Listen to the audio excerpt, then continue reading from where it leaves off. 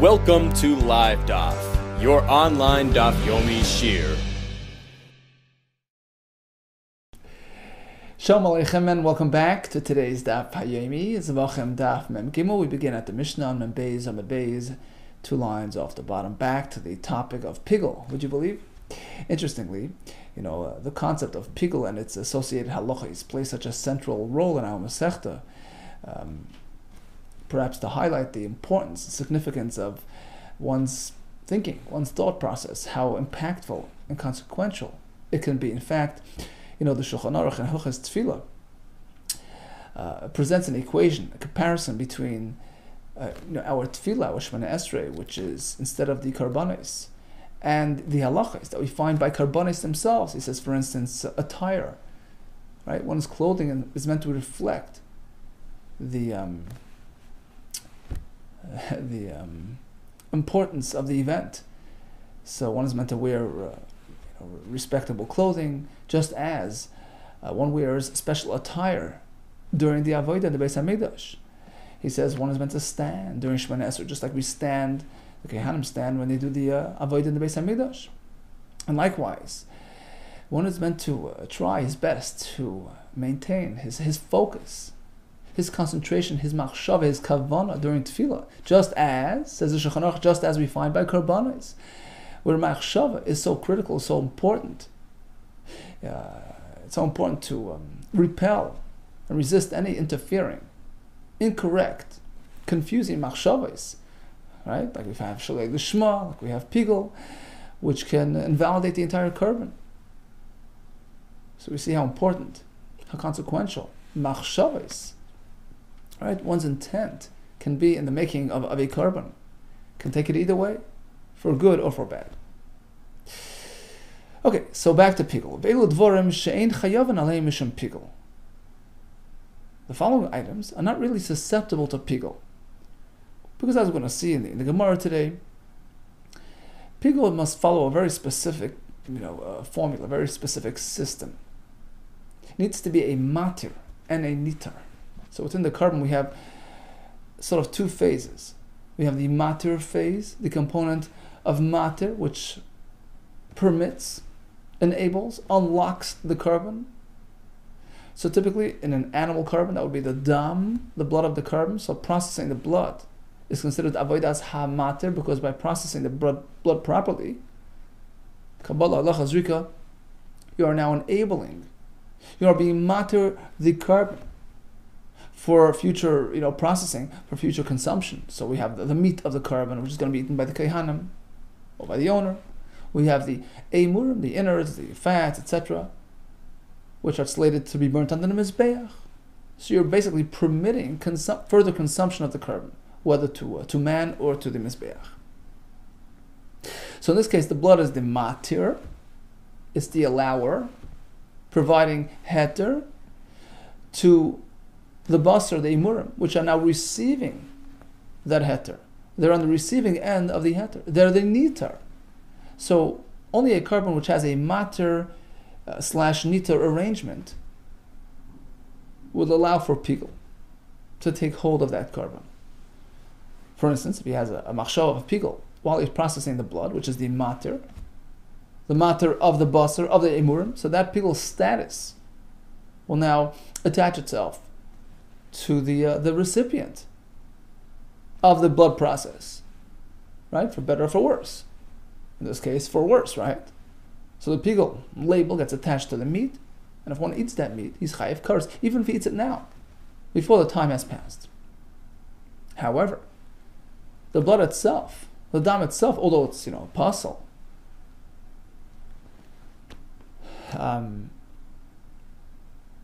as we'll see in the Gemara, as some Rishonim point out, that certainly it gets the label pigul to a certain extent, because it's part of the same deficient korban. But the true name, the true label, pigul, which would mean that if you eat it, you get kares, does not apply to the matir element of that korban. Only to the nitar, right? Not to the blood which is on the giving end. Rather, only to the items, the materials which are on the receiving end of the matir. So the dam itself. Or in the case of a mincha, You also have matir and niter. You have the portion which goes on the mizbeach, which is the kaimetz. You scoop it out, you take it. That's the matir.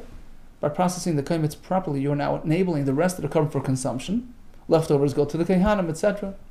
So if you thought pigel during the avodah of the kaimetz, you have now adversely affected the material on the other side of the equation, the niter, which now becomes pigel. And if one eats it, there's kares. But if one eats the kaimetz itself, there's no kares, because he's the matir. He's not a niter, he's a matir. He's on the giving end rather than on the receiving end. Okay, so that's the general, formula that we're meant to keep in mind when we learn about pigel. Therefore, says the Mishnah, there are some exceptions to pigel. The following materials are not susceptible to the full brunt of pigel, to the extent that if you would eat these materials, he would be liable to kares, because they don't fit the bill. They're not nitarim. They're not things that are permitted by others. They are actually the ones that permit others. They are the matirim themselves. The following items are not susceptible to pigel. Rashi explains, if one eats these items, there's no kares.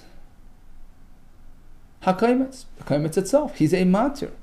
V'akteres, you have the incense placed on the mizbeach. That's a one-stop shop. It's a one phase, so to speak, carbon. It has no two components. It's not a double component type of carbon. It's one package. Keteris on the mizbeach. There's no matir and niter arrangement.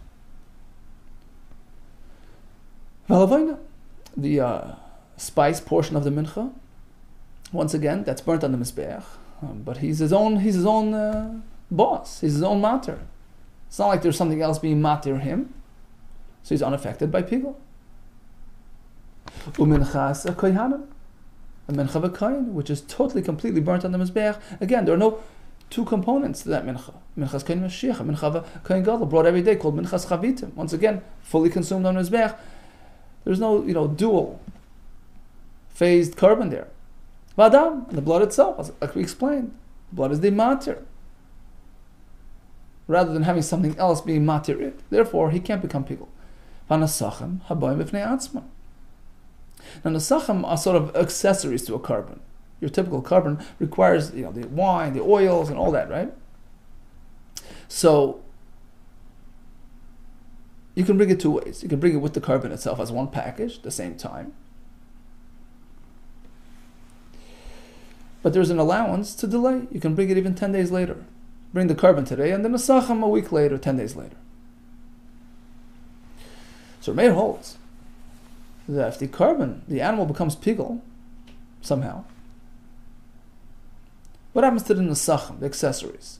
So he says if it comes along with the carbon at the same time, then the pigel status of the carbon extends to the accessories as well. But if they are brought independent of the carbon, separate, a week later, then they're exempt from pigel because they're not affected by it. They're not part of the same process as the carbon. So although the carbon is pigel, but they don't become pigel. Nasachem come independent alone, separate from the carbon, and they're unaffected by the carbon's pigel. But if they come with the carbon itself, if the carbon becomes pigel, so do the nasachem. Divrei Meir. V'chachamim ayrim no. Even if the nasachem are packaged together at the same time as the behemoth itself, just because the behemoth became pigel, let's say during the shchita or the zrika, the nasachem remain free of pigel. Why? Because they're not considered one and the same entity as the behemoth itself. Look, you can even bring it a week later. So since theoretically they can be brought separate from the carbon, they're not considered part and parcel of the carbon and unaffected by the status of the carbon. Another example of an accessory that could come either together or separate, we have the lug shemen shel metzora. Metzora, it brings the karbonis, the asham, and together it brings a lug shemen, an amount of oil. Now that lug shemen can come either together with the carbon, which it would be perceived as part of the carbon package, or you can choose to bring it separately a week later. Suppose the asham became pigel. What happens to the lug shemen? Reb Shimon Omer, Ein chayavin olav mishum pigul, even if it comes together with the carbon at the same time, it's not susceptible to the pigul of the carbon because it's a separate entity. It can come separate. So just because it's happened to come together with the carbon, it's unaffected by the pigul of the carbon. Reb Meir Omer, no. It all depends how you're bringing it. Chayavin olav mishum pigul. If it's together with the carbon today, has the same status as the asham. Shadama asham atira, because in a way he's benefiting from the asham. When you do the zrika of the blood of the asham, that is a matir on the luk shemen as well. That enables it, that permits it for consumption. After they finish processing the oil by spraying 7 times to the pareiches and putting some on the the thumb and the big toe and the ear of the mitzvah, the leftovers are consumed by the kayhanim. Who's matir that oil? The dam of the asham. So, if pigul occurred during the processing of the asham, just as the asham itself becomes pigul, likewise the oil. So you have 2 examples of accessories, 2 korban. One is the minchas nesachim. One is the luk shemen shel mitzvah, which can come either together or separate than the korban. In both we have a machlekes. Reb Meir says, well, if it happens to come together, it's considered a recipient of that carbon, of the heter of the carbon, and affected by the pigul of the carbon. In both we have a machlekes. Chachamim disagree regarding the nesachim. Reb Shimon disagrees regarding the luk shemen. They're separate entities unaffected by the carbon. Okay, so now the Mishnah will sort of tie it all together. So in general, v'chol sheyesh le matirin, any carbon which has an element of matirin, so there's something that is being matir, something else in that carbon for further consumption, whether to man or to mizbeach, bein la'adam, whether to be consumed by man, like the flesh of the carbon, bein la'mizbeach, or whether there's something that's permitting material to be taken to the mizbeach. In all these, chayav and alav mishum pigul, there's a pigul liability. For instance, a carbon oila. You would think, well, it's totally burnt on the mizbeach. Where's the matter? Yeah, oila dama. By processing the blood of that oila, that dam is matir as basar mizbeach. It's permitting the basar up to the mizbeach, va'ir l'kayanim, and the hides to the kayanim. Another example, oila sa'if, a bird oila. Dama, its blood is matir, is permitting its basar mizbeach, to allow the basar to be brought on the mizbeach. The same with a chatas sa'if, a chatas bird. Dama matir is basar l'kayanim. Processing of its blood is unlocking the basar to the kayhanim. And regarding the internal karbanos chatas, like the one on Yom Kippur, the paralam davar, parakay Mashiach, which we call parab and esrafim, usiram and esrafim, these animals that are going to be burnt, so there the blood is processed and applied to the mizbeach hapnimi. The imurim, the fats, are brought on the mizbeach hachitzin, and the flesh burnt outside the Beis Hamikdash. Once again, there is a matir, niter element as well. How? Daman, their dam, matir es murain likarev, is allowing their imurim to be brought on the mizbeach. So all these conform to the system of pigul, in which case, if there is any pigul going on, the carbon is now liable to the process of pigul and to the kares entailed as well. Reb Shimon disagrees. He says, I agree with everything except for the internal carbones. Reb Shimon Omer, if we take a look at the Chumash, it's the carbon shlamim that the Torah uses as a sort of prototype, as an example for how pigul happens. Therefore, says Reb Shimon, unless you are comparable to a carbon shlamim, which is an external carbon processed outside, right? The dam is put on the mizbeach hachitzon. Unless you have that type of feature, you are not susceptible to pigul.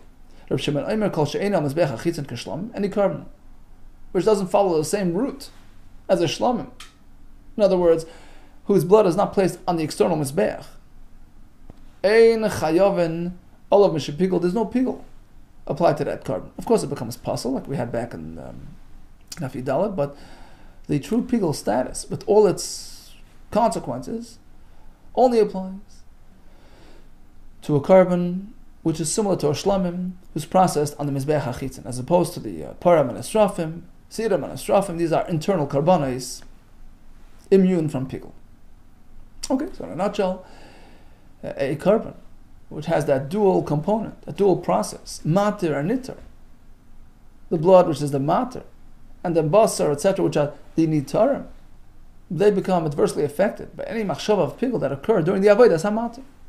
However, something which is not a nitar, rather he's a matir himself, right? The blood itself, the kaimet itself, that's not going to be open to the full brunt of pigul. If one eats that, there's no karas. So it's only on the nitar portion of the carbon that there's karas. Amar ula.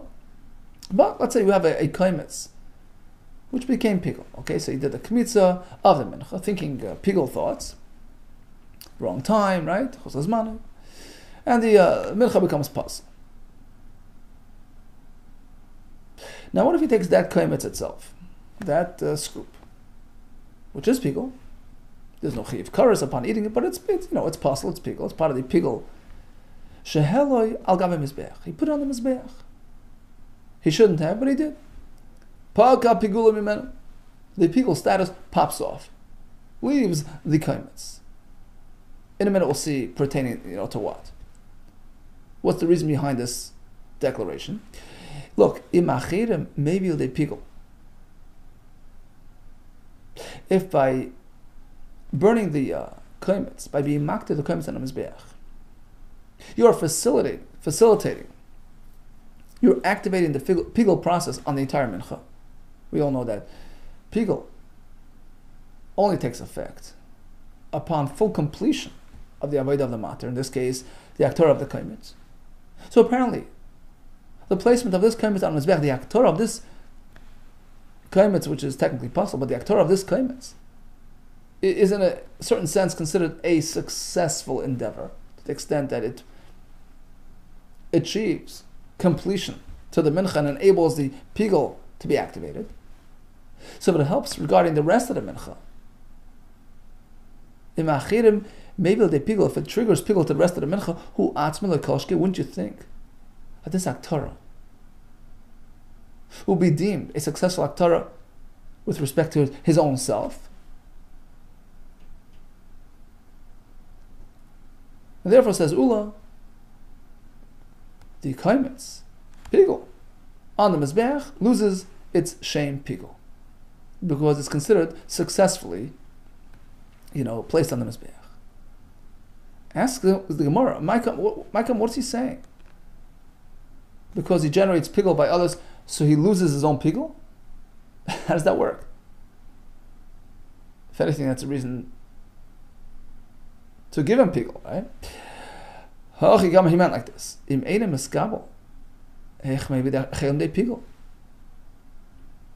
the mizbeach is not receiving him, so to speak, if he's not considered accepted and validated on the mizbeach, then how could he generate pigul and activate the pigul status on the rest of the carbon? So Rashi explains. For instance,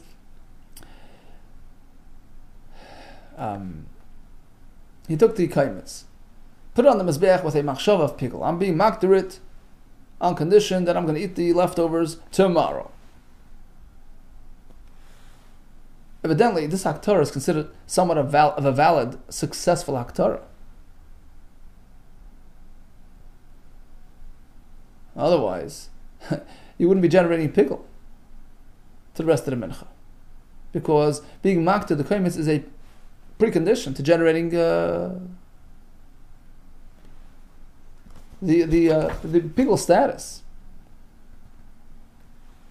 on the rest of the carbon. And the same would apply if the pigul, thought process occurred before the actual haktarah. The point is the same. If the act of haktarah on a kaimetz, which is deemed pigul, is considered somewhat valid, somewhat a successful haktarah, and considered a completion of the matir process, so certainly with respect to itself, the kaimetz itself is considered like having experienced haktarah. Right? Now, again, pertaining to what? What are we trying to achieve? Ma'ika mashma, what's Ula's objective? What are we trying to achieve? by saying that the pigul status of this kaimetz has now left it by the fact that it was placed on the mizbeach. So sort of we treat it like any other valid carbon material which was on the mizbeach.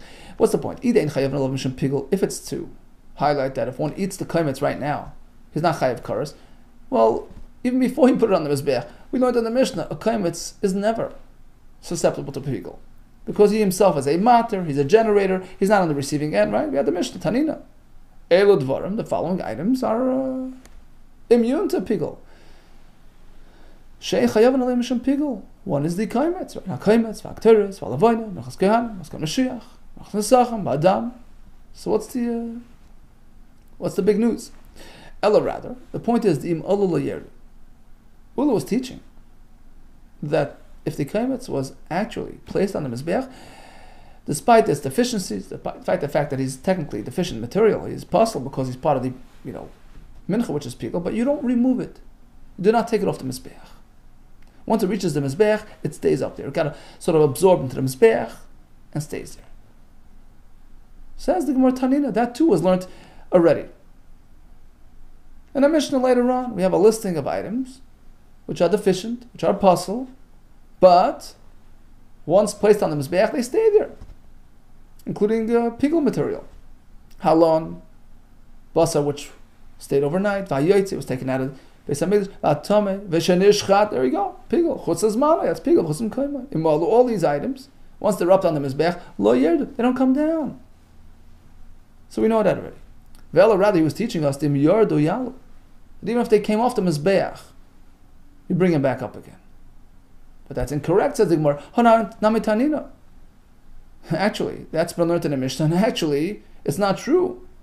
It's incorrect. The Mishnah clearly says otherwise. Kshem shim olul, just like, it's an equation, just like if it's up there, it doesn't come down.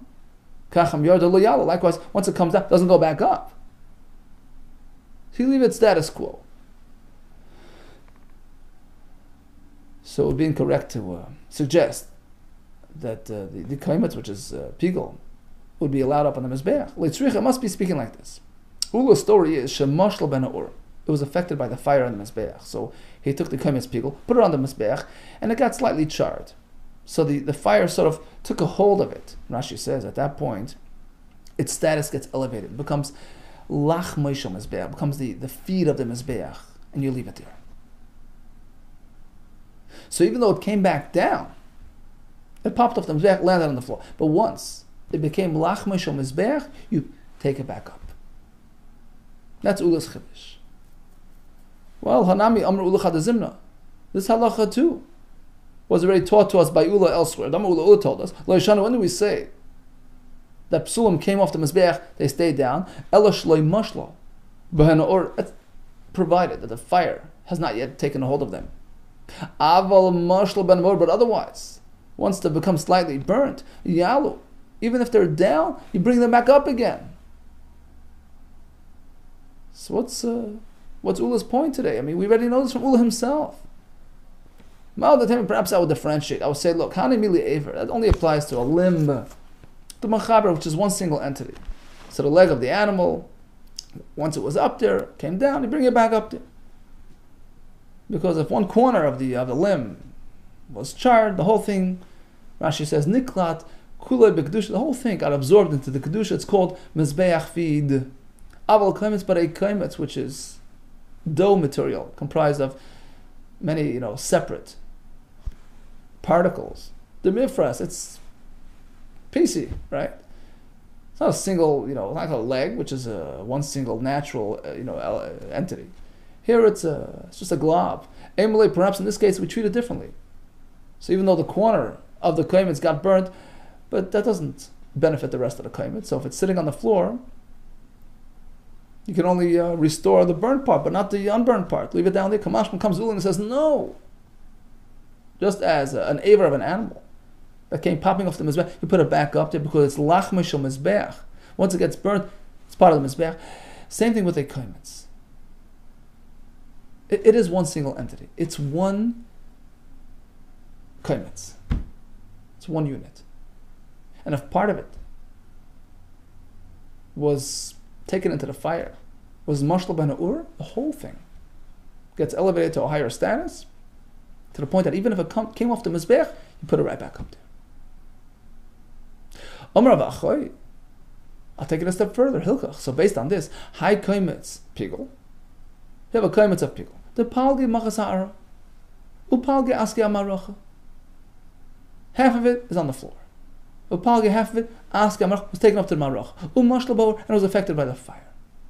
What happens to the pot that's on the floor? That never made it up there. Says Rav Achoy, based on what we just learned, based on Ula's Chiddush, you will take the other half and put it on the Mizbeach to join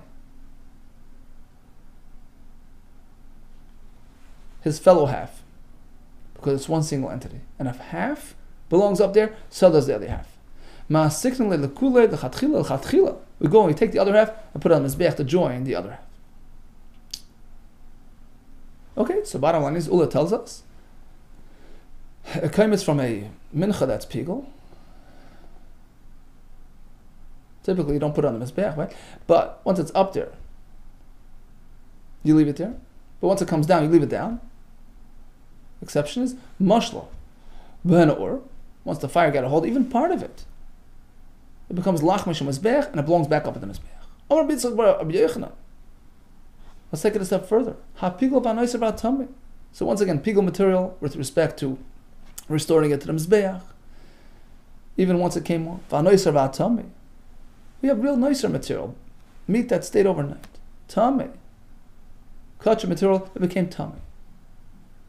In all these cases, shehelon legabe mizbeach. Suppose they were put on the mizbeach. Pa'aka isra mehen. Believe it or not, they lose their isra. So if one eats the nicer, it's not chayiv karas. The same thing with the eating of the tame. And likewise, similarly regarding the pigel. Even if it came off the mizbeach, you put it back up there. So the mizbeach sort of clears their record. Amar Rav Chizda. Rav Chizda expressed surprise at this halacha. Murray, the master, dichi of this statement. How could you say this? Mizbeach? Do you mean that a mizbeach is like a mikvah tahara? A purifying entity? What happened to the tumah of the meat? Just because it's on the mizbeach, it becomes tahara? Or Rab Zera? No, I'm not speaking just that, it was put there. Shemushla. Bohena ur. Just like a minute ago, we spoke about something which was mashla ben ur. That's what we're speaking about here as well. It becomes lachmei shel mizbeach, a new entity. It becomes a mizbeach feed, mizbeach material, and in fact, it loses its prior deficiencies.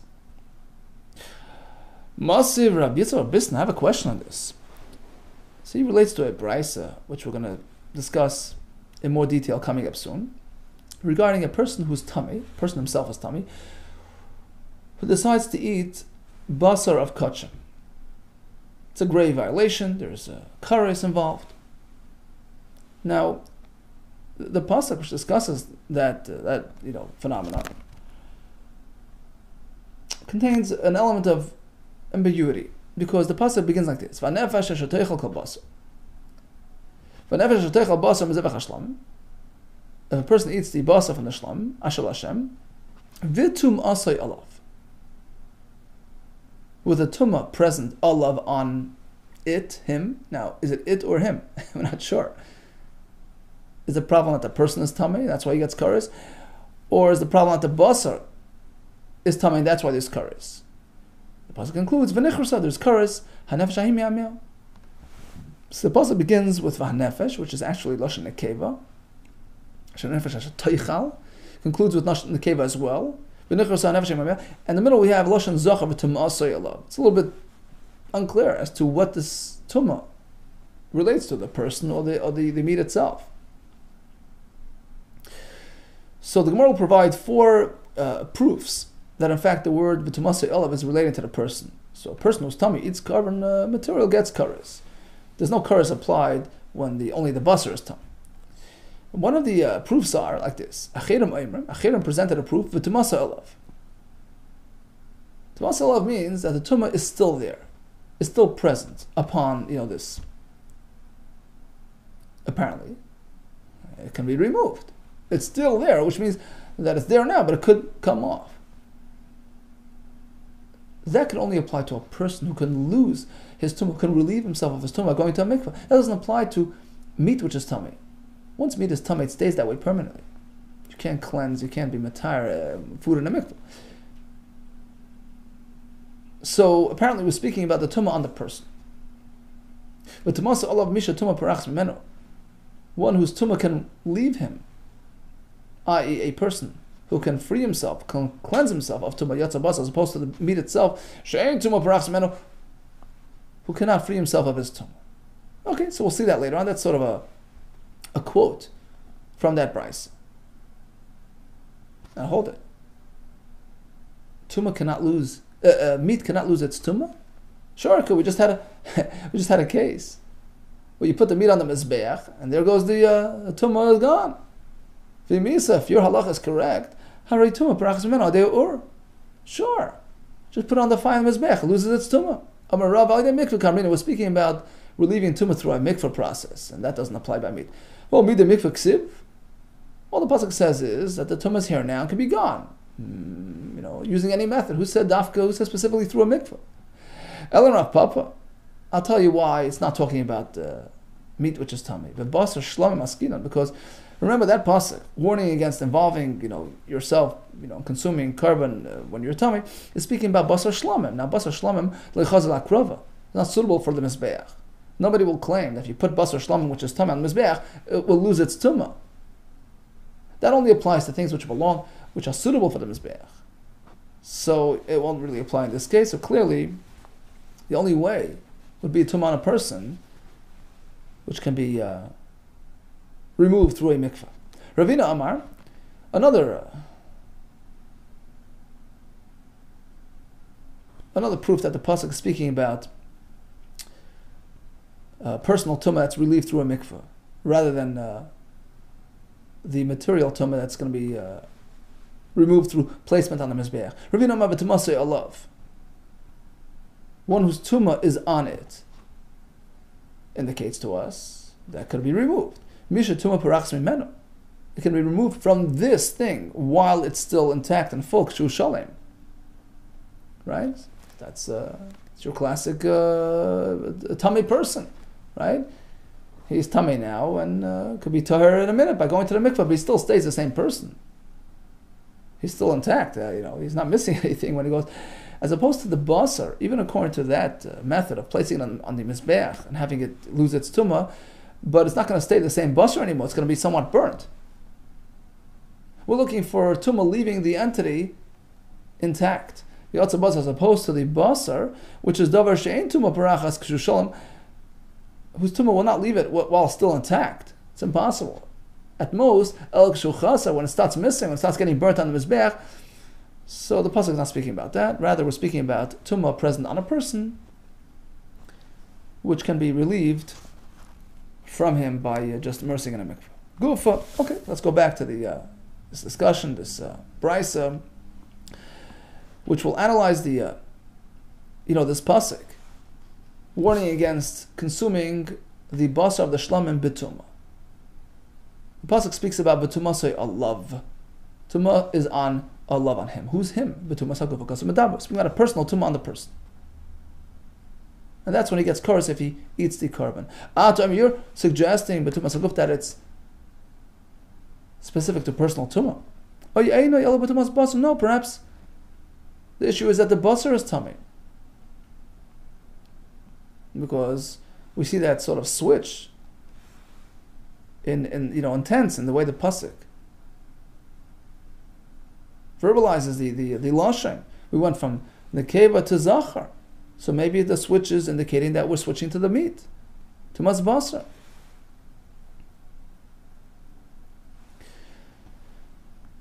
So Rashi actually points out that in terms of the broader context of the psukim there, we see that it's talking about a person. Only a torah can eat basar. A person who's a nefesh asher teichal basar. It sounds like we're talking about the person. Only eat when you're torah and not when you're. But nevertheless, there is some element of ambiguity here. But Tumas Olav is a switch to Lashon Zachar. Who says it's talking about? Oh, maybe it's going on the bus. Tumas Basar. First answer is like this. We have Gzeres Shava. Never Kana Tumasi. We have Lashon Tumasi over here by consuming the Basar Betuma. V'Nemer Lahal. We have elsewhere regarding one who enters the Beis Hamikdash while he is tummy. V'Tumasai Olav. Tumasai Bay. Which is certainly personal tumah, right? And we make a comparison. Just like by entering the Mikdash, it's regarding personal tumah. Likewise over here regarding consuming the basar of the carbon. B'tumas haguf ha'kasam adab. We're speaking about personal tumah. Rabbi Yisrael, here comes number 2. He says, "Hayil v'nemru kachim l'shem rabim." Take a look at this pasuk in itself, and you'll see that it's personal. Because the pasuk refers to the shlamim lashon rabim. B'sar zevach shlamim. It's lashon rab plural. Shlamim. V'nem ratum lashon yachid. However, the phrase v'tumas soyalav changes to singular lashon yachid. Apparently, it's referring to the person. Number 3, Rabbi Yomer. Let's take a look at the next pasuk.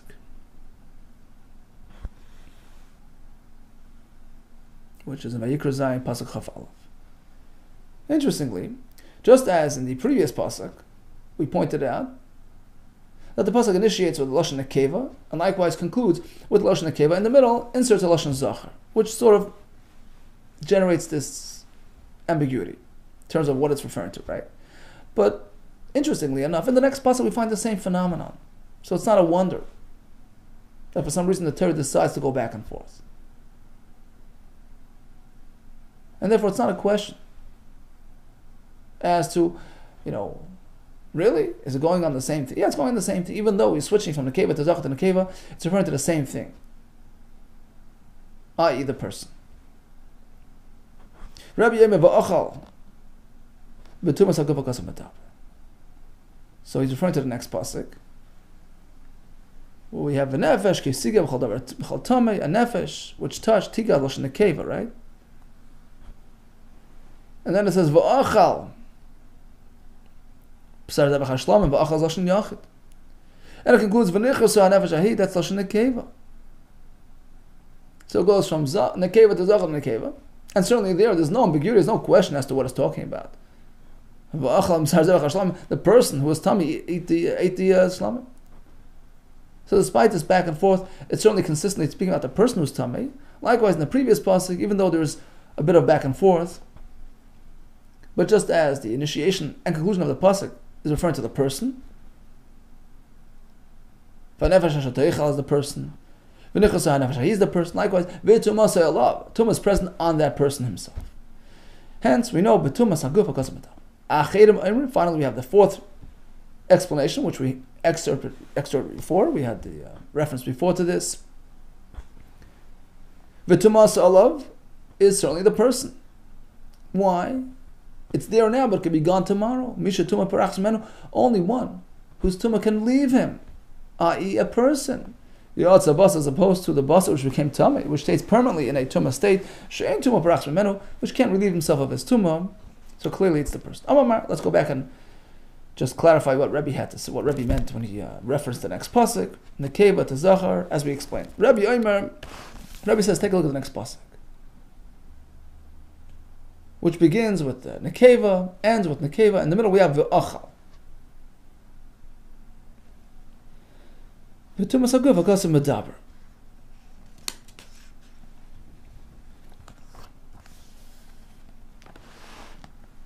So we learn from there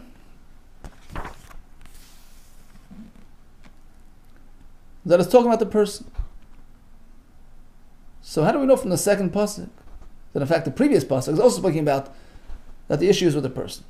My mashma, how do you know from the Amarava? Kol krodele mefarishle.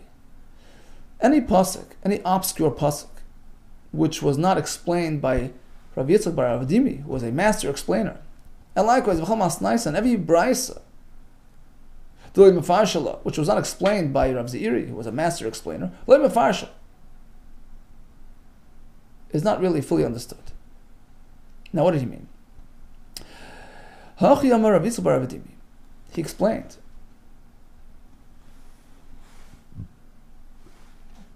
the explanation that was put forth by Rebbe regarding the two psukim that sort of explain each other. Because we go to the next pasuk, and we see at the opening of the pasuk lashon nekeva. We see him lashon nekeva and concludes lashon nekeva. V'lashon zachar be'emtza. And in the middle, we sort of shift to lashon zachar.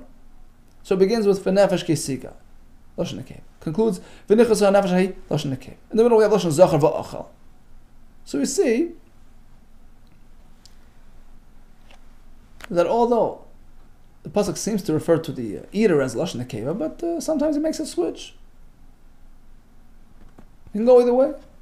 So that tells us something about the previous pasuk as well. That despite that switch in the pasuk, it starts and ends with nekeva. In the middle we have a tumas love, which is lashon zachar. No, don't think we're switching our reference point. We're not referring to the meat itself, which is tummy. No, but tumas love means tumas haguf. It's going back on the person, despite this, difference in reference, despite this switch from Nekeva to Zachar, it's still going on the same entity, the same person. And the reason why there's curse is because he is tummy. That's what Rebbe had in mind. So again, we have this pasuk, v'tumase olav. There's curse upon eating the basar, v'tumase olav. Who's that? The person. How do we know? We have 4 ways to explain. Now, Rava told us that we need the masterful explanation to explain the pasuk, and likewise to explain the brisa. Which brisa was he referring to? Actually, it's a brisa that refers to our topic as well, to our subject matter. If one eats the kachim when he's tummy, which brisa? Masnisa, the sanya. So the following brisa was explained by Zeiri. So the brisa says like this: before we begin, we meant to know that we have psukim throughout the Torah which warn against engaging in holy materials and consuming, let's say, maser sheni, consuming truma. Truma is higher than maser sheni, more holy than maser sheni. But there's an isser of consuming these things while the person is tummy. The pasuk says, look, if one is to touch a sheretz, a dead creature, which makes the person a rishon l'tumah, don't eat maser sheni. There's a lav. And if one eats truma, there is misa, liable to death by heaven. Likewise, the pasuk says, if one experienced a more severe tumah, which we're going to call chamurais, more severe tumah, he touched the mace, so now he's an ava tumah, a higher level of tumah. Again, the same story. Don't get involved in maser sheni. If you eat it, you violated a lav. If you eat truma, it's a much greater transgression. There's misa, liability as well. So the Brisa will analyze and ask why. Why does the Torah have to go repeat, have to make this double reference? Whether you touch the sheretz or a mace. If you eat maser sheni, you're liable to a lav. If you eat truma, you're liable to misa. Why can't we just, learn one from the other? Let's see. L'sani nemru kalos. So initially, we're not going to really understand the seemingly obscure words of the Brisa, which will then be explained and masterfully elaborated on by Zeiri. Im nemru kalis.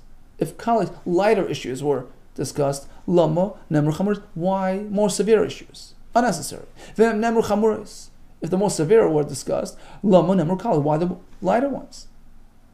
The answer is im nemru kalis, v'le chamuris. If only the lighter, not the heavier ones. I would suggest, well, kalis but lav. On the less severe, there's only a lav violation. On the more severe, there's even misa, which is a mistake. That's why we discussed the most consequential as well, the most severe as well. On the other hand, if we only discuss the chamuris, we're not without the lighter ones. And the kalas were not discussed. I would say, well, maybe he's only liable to punishment, to penalty, on the more severe sins. While on the lighter sins, Yeipati would be exempt. Since we have all this room for confusion, the Torah specifies L'kach nemru kalas. That's why the Torah specifies even the lighter issues as well. Now, what does the Brisa mean? Lighter, heavier, easier, severe. My kalas machamrus. Ilema perhaps, kalas means maser. warning against interaction with Maser Sheni while you're Tamei. And Chamuris means interacting with something which is holy or Truma. If we only discuss Maser, I would say, well, Maser is limited to Allah, but when he eats Truma while he's Tamei, there's Misa. That would be the misunderstanding. That would be the misconception. Actually, it's not a misconception at all. It's correct. It's right on. How you see, I heard Misa would say, if one eats Truma, he gets Misa. Actually, it's true. Hashtan Nami. Haba Misa, it's true, even today. If one eats Truma while he's Tamei, he gets Misa. So what do you mean to say? Vesu, furthermore, V'iloi Nemru. If the Torah would only speak about the lighter issues, and not the more severe, not the Truma, I would conclude, well, more severe is more consequential. I would say the Misa applies upon eating Truma. How could I, based on what?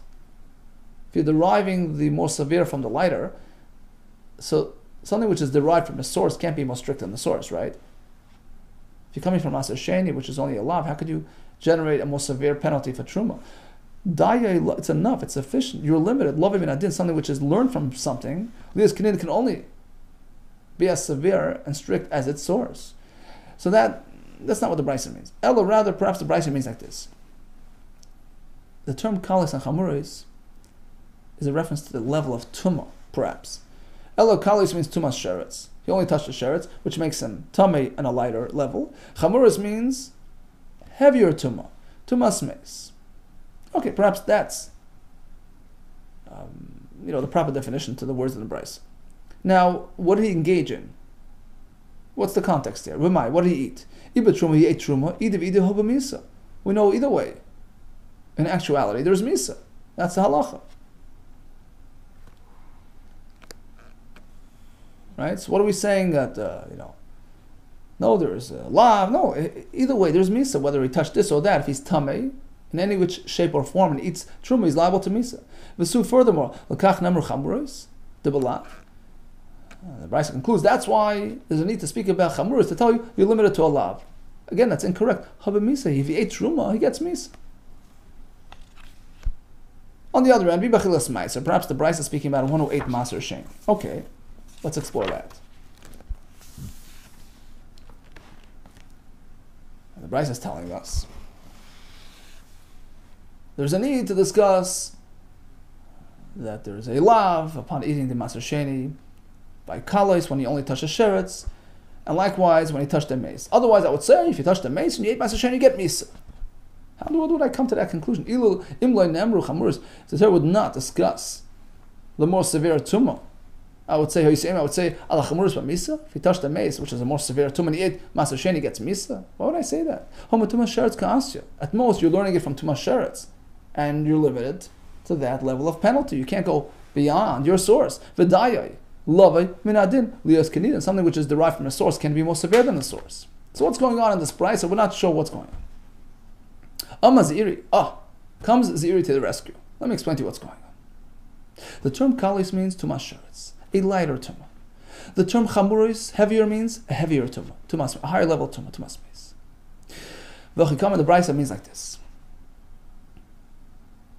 There's room for misunderstanding, if not for the Torah actually explaining it in great detail and providing that clarity. Why? Ilu nemar Tumas Sheretz, v'nemar Maser Truma. Had the Torah only discussed a fellow who experienced a lighter Tumas Sheretz, and the Torah would tell us, well, if you ate Maser Sheni, he's liable to a lav. He violated a negative transgression. If he ate Truma, he's liable to death, to mis. V'nemar Maser Truma. Okay. But the Torah would stop there and not add another element to the equation. Would omit a reference to a fellow who experienced a more severe tumah. Well, the number 2 on mace, and the Torah would not have discussed what happens if a person touches a mace. That in fact, the same would apply. He gets a lav for eating Maser Sheni and misa for eating Truma. If not for that, the Torah would only would limit its discussion to a fellow who touched a sheretz.